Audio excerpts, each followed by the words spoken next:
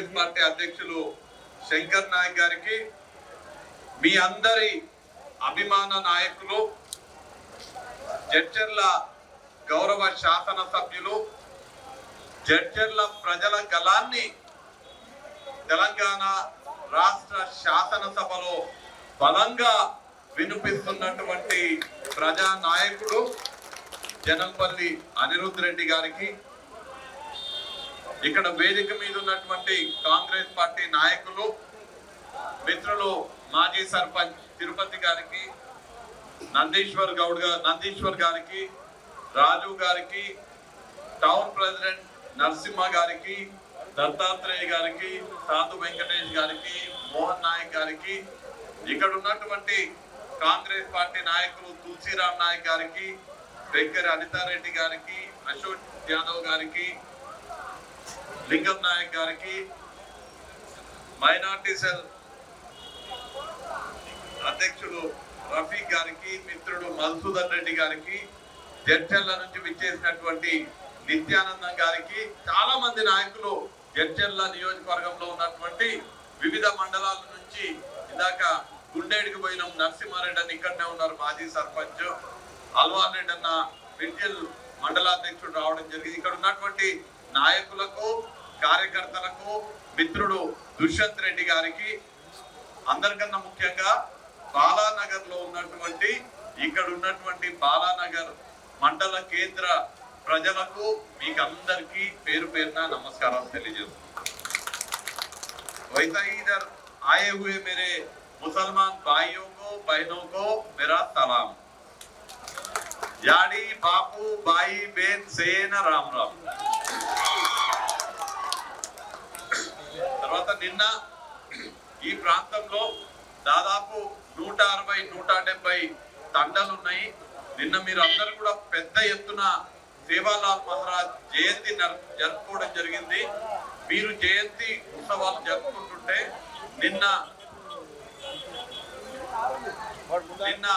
శాసనసభ సమావేశాలు ఉన్నప్పటికీ శాసనసభకి పోవాల్సినటువంటి బాధ్యత ఉంది కాబట్టి మిమ్మల్ని కలవాలి. ఖచ్చితంగా సేవాలాల్ మహారాజ్ జయంతి రోజు ఖచ్చితంగా మా లంబాడి బిడ్డలని నేను ఇవాళ ఎమ్మెల్యేగా గెలవడానికి కారణమైనటువంటి లంబాడి బిడ్డలను కలవాలనే ఉద్దేశంతో పొద్దుగాల 7కి ఇక్కడికి వచ్చి సేవాలాల్ మహారాజ్ కి నివాళులు అర్పించి మరీ శాసనసభకి మీ ఎమ్మెల్యే పోవడం జరిగింది. సేవాలాల్ మహారాజ్ జయంతి సందర్భంగా నిన్న నేను కూడా రావడం జరిగింది. మీకు అందరికి శుభాకాంక్షలు తెలియజేస్తూ, ఇవాళ ఇందాక నేను గుండేడ్ గ్రామంలో కూడా చెప్పడం జరిగింది. మనస్ఫూర్తిగా నేను వ్యక్తిగతంగా, తర్వాత కాంగ్రెస్ పార్టీ తరఫున కూడా జడ్చర్ల ఓటర్లని ఎవరైతే మొన్న జడ్చర్ల జరిగినటువంటి శాసనసభ ఎన్నికల్లో పాల్గొని అనిరుద్ రెడ్డి గారిని గెలిపించిండ్రో వాళ్ళందరినీ మనస్ఫూర్తిగా అభినందిస్తున్నా. ఎందుకంటే పనిచేసేటువంటి వ్యక్తి, చదువుకున్నటువంటి వ్యక్తి, ప్రభుత్వంలో ఎక్కడికి పోయి ఎట్లా పని చేయించుకోవాలని చాలా చక్కగా తెలిసినటువంటి వ్యక్తి, జడ్చర్ల నియోజకవర్గాన్ని అభివృద్ధి పదంలో నడిపిస్తున్నటువంటి వ్యక్తి, మీ గలాన్ని శాసనసభలో ప్రతిరోజు వినిపిస్తున్నటువంటి వ్యక్తిని మీరు ఎమ్మెల్యేగా గెలిపించుకున్నందుకు నిజంగా జడ్చర్ల ప్రజల యొక్క రాజకీయ మెచ్యూరిటీని నేను మనస్ఫూర్తిగా అభినందిస్తున్నాను.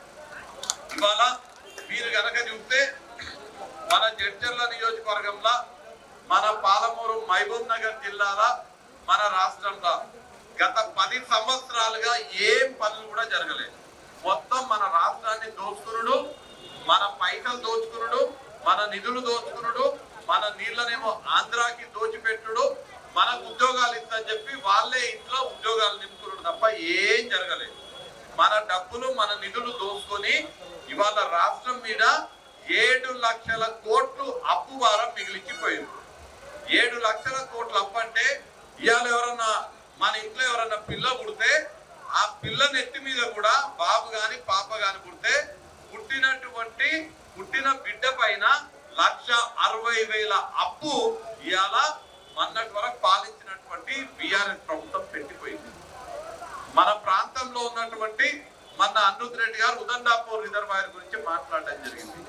మన ప్రాంతంలో ఇవాళ ఎక్కడికైనా పొలాలకు నీళ్లు వస్తున్నాయంటే గతంలో కాంగ్రెస్ పార్టీ అధికారంలో ఉన్నప్పుడు రాజశేఖర్ రెడ్డి గారు ప్రారంభించినటువంటి జలయజ్ఞంలోగా భాగంగా మనం కట్టినటువంటి కల్వకుర్తి, నెట్టెంపాడు, భీమా, జూరాల, కోయిల్ సాగర్, సరళ సాగర్ ఈ ప్రాజెక్టుల ద్వారా నీళ్లు వస్తున్నాయి తప్ప ఈ టిఆర్ఎస్ ప్రభుత్వం వచ్చిన తర్వాత ఒక్క ఎకరానికి కూడా నీళ్ళు ఇచ్చిన పాపాలు లేదు.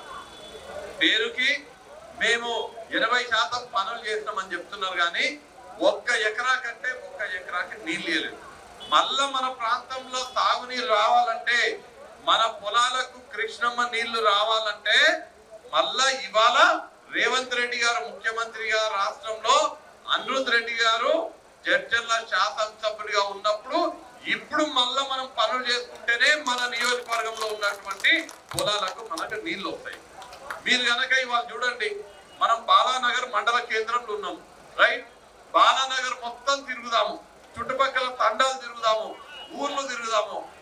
ఏ ఇంటికైనా పోయి ఏదన్నా ప్రభుత్వం ఇల్లు ఇచ్చిందంటే ఆ ఇల్లు ఎవరిచ్చిందని అడిగితే గతంలో కాంగ్రెస్ ప్రభుత్వం ఉన్నప్పుడు, మల్లు రవి గారు ఎమ్మెల్యే ఉన్నప్పుడు, కాంగ్రెస్ ముఖ్యమంత్రులు ఉన్నప్పుడు వచ్చిన ఇందిరమ్మ ఇల్లే గాని ఒక్కటి కూడా డబుల్ బెడ్రూమ్ ఇల్లు ఇవ్వలేదు.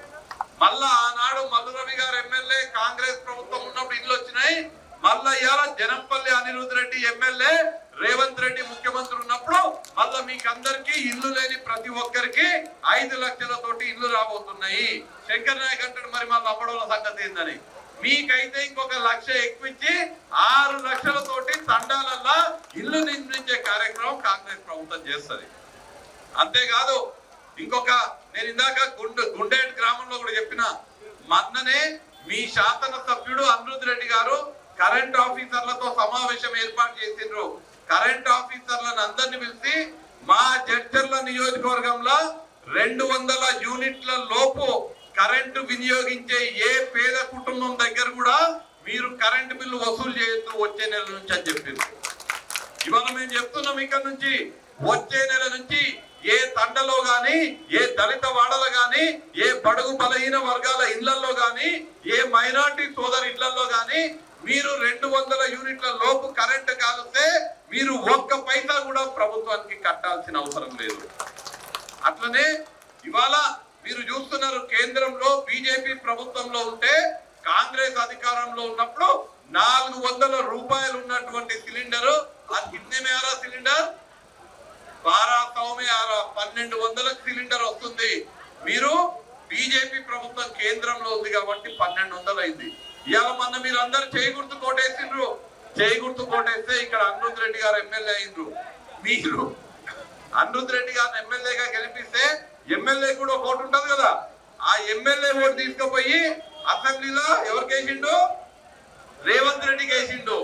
రేవంత్ రెడ్డికి వేస్తే రేవంత్ రెడ్డి ముఖ్యమంత్రి అయిండు. మొన్న మీరు చేయి గుర్తు కోటేసినందుకు బీజేపీ అధికారంలో ఉంటే 1200 సిలిండరు వచ్చే నెల నుంచి ఇప్పటి నుంచి మీకు 500 రూపాయలకే రాబోతుంది. అంటే ప్రతి కుటుంబానికి ప్రతి సిలిండర్ మీద 700 రూపాయలు మిగులుతున్నాయి. కాంగ్రెస్ పార్టీకి మీరు ఓటేసిన సిలిండర్ మీద 700 రూపాయలు మిగులుతున్నాయి. కరెంటు బిల్లు కట్టాల్సిన అవసరం లేదు. ఒక్కొక్కరికి 500, 600, 1000, 2000 కూడా కొంతమందికి కరెంట్ బిల్లు వస్తుంది. అంటే వచ్చే నెల నుంచి సిలిండర్ మీద 700, మీరు కట్టే కరెంటు బిల్లు యావరేజ్ 500, 700 అనుకుంటే దాదాపు 1500 దాకా ప్రతి ఒక్క పేద కుటుంబానికి కాంగ్రెస్ పార్టీ వల్ల లాభం జరగబోతుందనే మాట తెలియజేస్తున్నాను. ఇవాళ మిత్రుడు అనిరుద్ రెడ్డి గారు శాసనసభ్యుడిగా ఉన్నారు. అనిరుద్ రెడ్డి గారికి మన రాష్ట్రంలో ఉన్నటువంటి ముఖ్యమంత్రితో పాటు ప్రతి ఒక్క మంత్రి, ఉప ముఖ్యమంత్రి అందరూ కూడా అత్యంత సన్నిహితంగా ఉండేటువంటి వాళ్ళు. అనిరుద్ రెడ్డి గారు హైదరాబాద్ పోయి ఎవరిని ఏది కావాలన్నా రేవంత్ అన్నని అడిగినా, బట్టి విక్రమార్క గారు ఇందాక అనిరుద్ గారు చెప్పిండ్రు రేపు వస్తున్నారు, జడ్చర్లకు వస్తున్నారు, జడ్చర్ల సమావేశానికి బట్టి విక్రమార్క గారు వస్తున్నారు, వారు ఫైనాన్స్ మినిస్టర్ ఉన్నారు, డబ్బులు కేటాయించాలంటే బట్టి విక్రమార్క గారు కేటాయించాలి.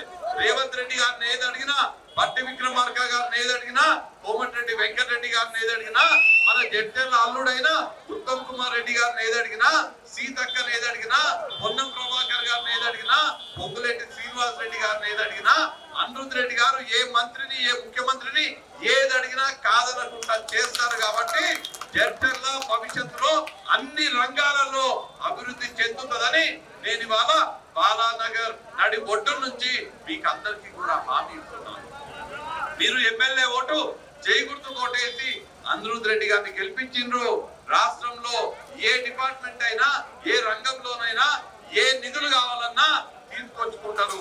రేపు జరగబోయే ఎంపీ ఎలక్షన్ లా మీరు జైగుర్తు కోటేసి మన ఎంపీని గెలిపిస్తే నేను అనిరుద్ రెడ్డి గారు మేమిద్దరం ఢిల్లీకి పోతాము, రాహుల్ గాంధీ గారి దగ్గర కూర్చుంటాము. కేంద్రం నుంచి కావాల్సినటువంటి నిధులన్నీ కూడా మనము జడ్చర్ల నియోజకవర్గానికి తీసుకురాగలుగుతాము.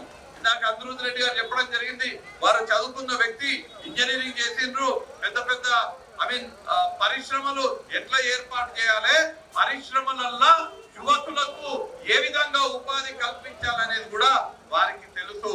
మేమిద్దరం జోడైతే మేమిద్దరం జోడెట్లలాగా పనిచేసి మాతో పాటు మల్లు రవి గారు రాష్ట్ర ప్రభుత్వం నుంచి కేంద్రంలో ప్రత్యేక ప్రతినిధిగా ఉన్నారు.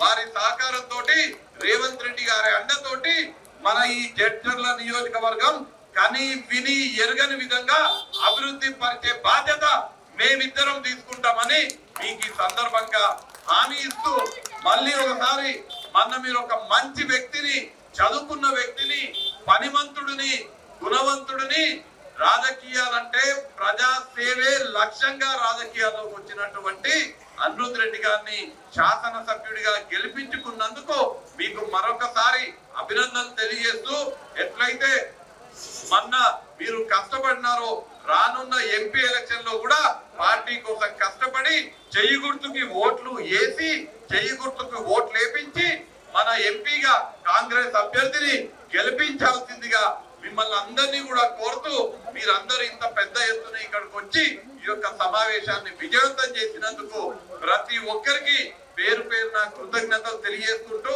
అలానే ఇందాక అనిరుద్ రెడ్డి గారు చెప్పినట్టుగా రేపు సాయంత్రం జడ్చర్లలో బట్టి విక్రమార్క గారు రావడం జరుగుతుంది, రాష్ట్ర ఉప ముఖ్యమంత్రి గారు.